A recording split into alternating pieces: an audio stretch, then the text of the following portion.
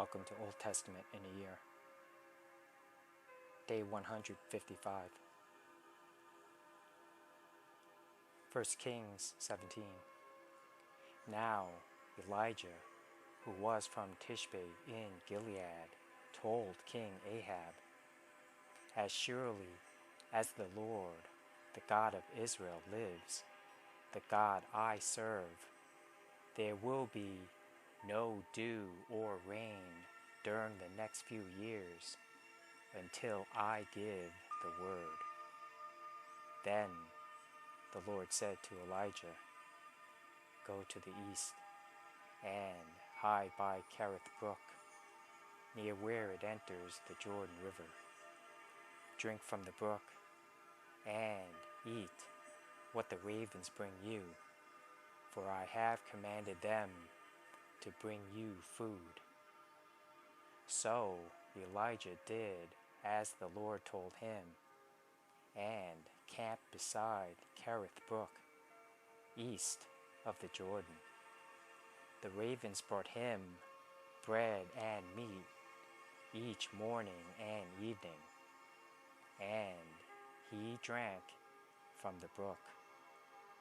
But after a while, the brook dried up, for there was no rainfall anywhere in the land. Then the Lord said to Elijah, "Go and live in the village of Zarephath, near the city of Sidon. I have instructed a widow there to feed you." So he went to Zarephath. As he arrived at the gates of the village, he saw a widow gathering sticks, and he asked her, "Would you please bring me a little water in a cup?" As she was going to get it, he called to her, "Bring me a bite of bread too." But she said, "I swear by the Lord your God that I don't have a single piece of bread in the house, and I have only a handful of flour left in the jar, and a little cooking oil in the bottom of the jug. I was just gathering a few sticks to cook this last meal, and then my son and I will die." But Elijah said to her, "Don't be afraid. Go ahead and do just what you've said. But make a little bread for me first. Then use what's left to prepare a meal for yourself and your son. For this is what the Lord, the God of Israel, says. There will always be flour and olive oil left in your containers until the time when the Lord sends rain and the crops grow again." So she did as Elijah said, and she and Elijah and her family continued to eat for many days. There was always enough flour and olive oil left in the containers, just as the Lord had promised through Elijah. Sometime later, the woman's son became sick. He grew worse and worse, and finally he died. Then she said to Elijah, "O man of God, what have you done to me? Have you come here to point out my sins and kill my son?" But Elijah replied, "Give me your son." And he took the child's body from her arms, carried him up the stairs to the room where he was staying, and laid the body on his bed. Then Elijah cried out to the Lord, "O Lord, my God, why have you brought tragedy to this widow who has opened her home to me? causing her son to die.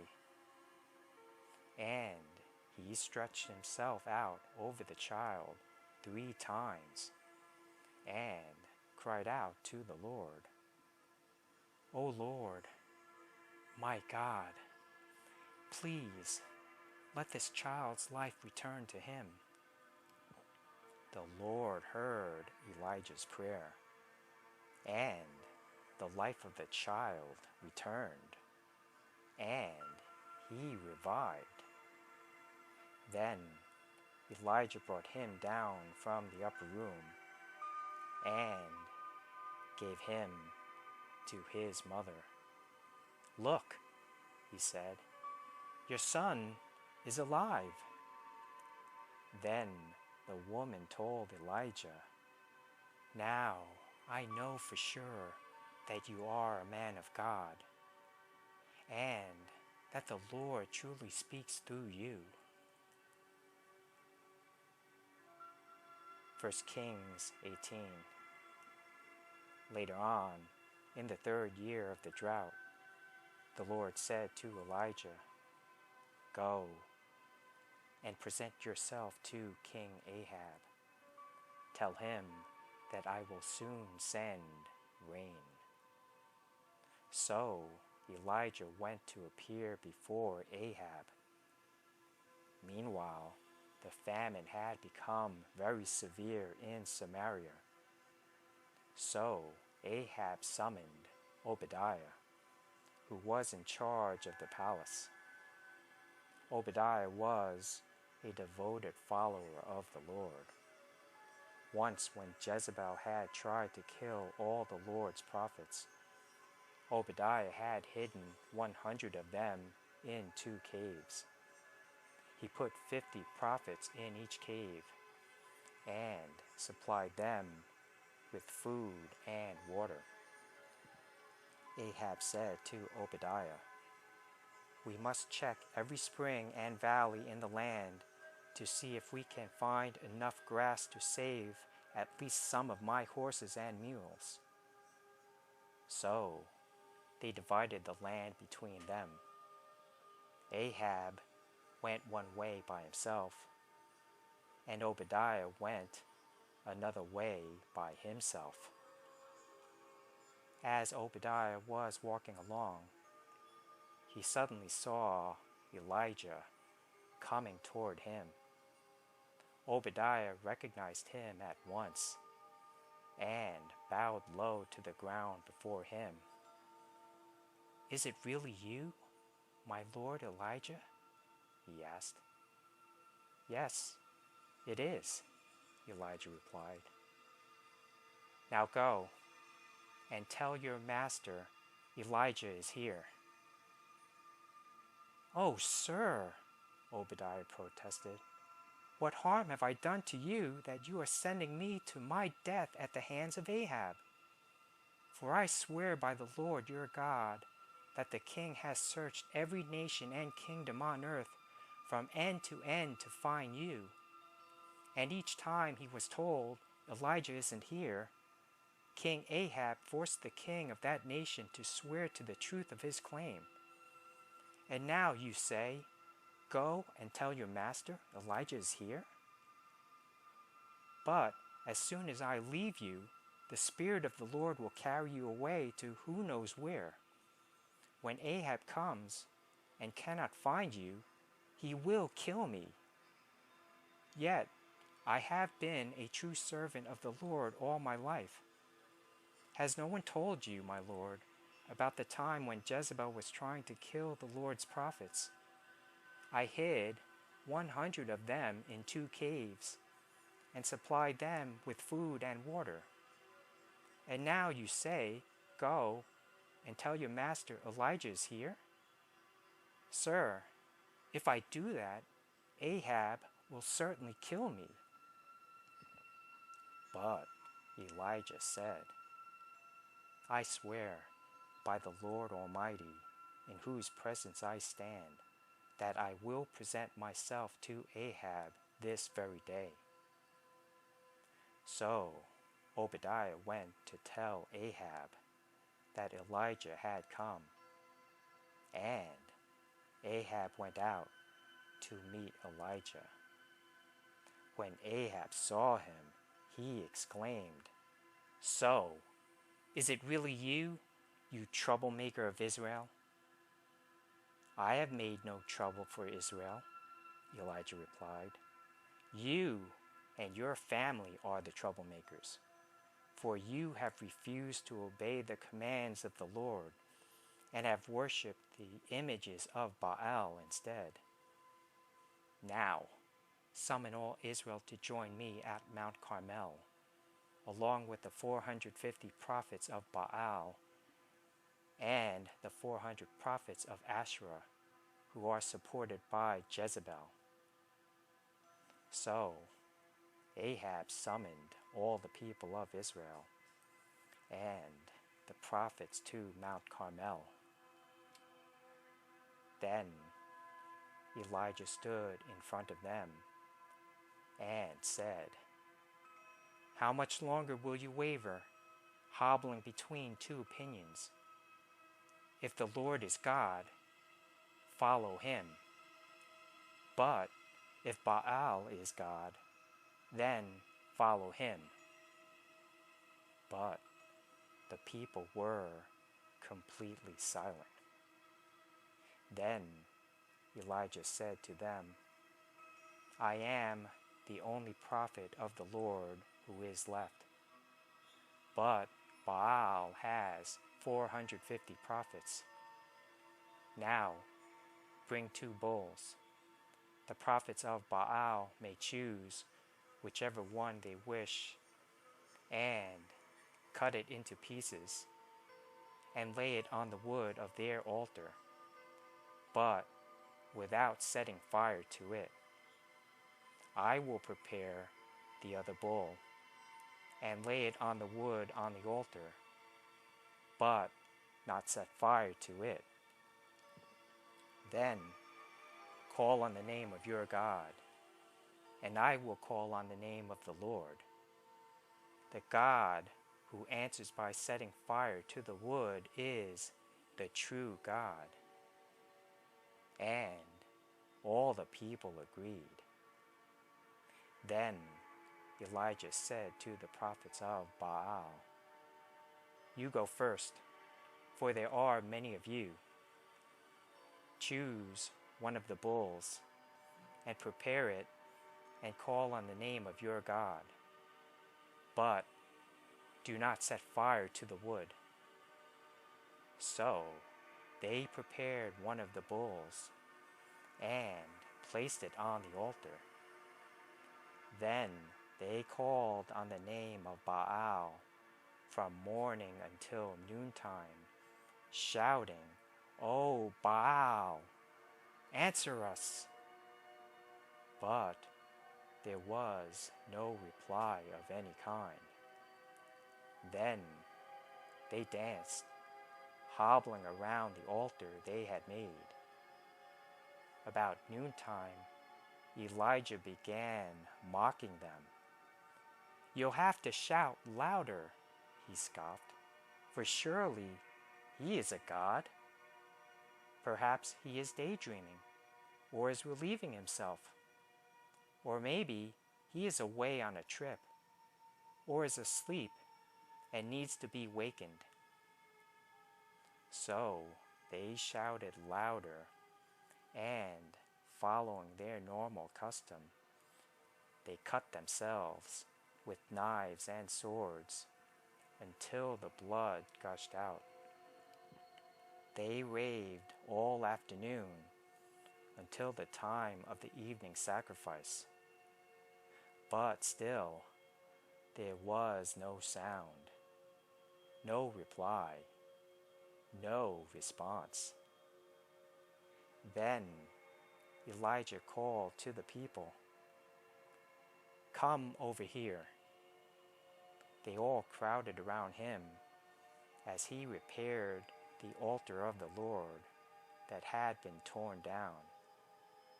He took 12 stones, one to represent each of the tribes of Israel, and he used the stones to rebuild the altar in the name of the Lord.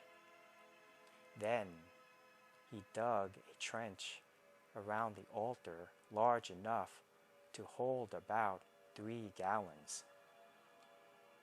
He piled wood on the altar, cut the bull into pieces, and laid the pieces on the wood. Then he said, "Fill 4 large jars with water, and pour the water over the offering and the wood." After they had done this, he said, "Do the same thing again." And when they were finished, he said, "Now do it a 3rd time." So they did as he said, and the water ran around the altar and even filled the trench. At the usual time for offering the evening sacrifice, Elijah the prophet walked up to the altar and prayed, "O Lord, God of Abraham, Isaac, and Jacob, prove today that you are God in Israel, and that I am your servant. Prove that I have done all this at your command.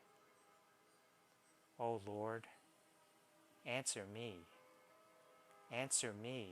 so these people will know that you, O Lord, are God, and that you have brought them back to yourself." Immediately the fire of the Lord flashed down from heaven and burned up the young bull, the wood, the stones, and the dust. It even licked up all the water in the trench.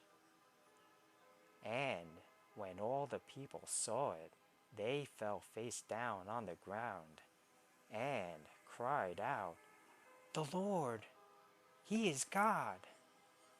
Yes, the Lord is God!" Then Elijah commanded, "Seize all the prophets of Baal. Don't let a single one escape." So the people seized them all, and Elijah took them down to the Kishon Valley and killed them there. Then Elijah said to Ahab, "Go, get something to eat and drink, for I hear a mighty rainstorm coming." So Ahab went to eat and drink. But Elijah climbed to the top of Mount Carmel and bowed low to the ground and prayed with his face between his knees.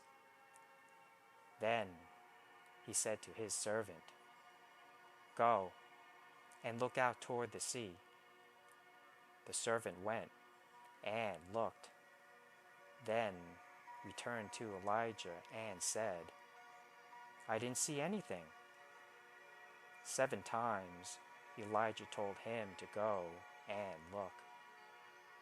Finally, the 7th time, his servant told him, "I saw a little cloud about the size of a man's hand rising from the sea." Then Elijah shouted, "Hurry to Ahab and tell him, 'Climb into your chariot and go back home. If you don't hurry, the rain will stop you.'" And soon the sky was black with clouds. A heavy wind brought a terrific rainstorm, and Ahab left quickly for Jezreel. Then the Lord gave special strength to Elijah. He tucked his cloak into his belt and ran ahead of Ahab's chariot, all the way to the entrance of Jezreel.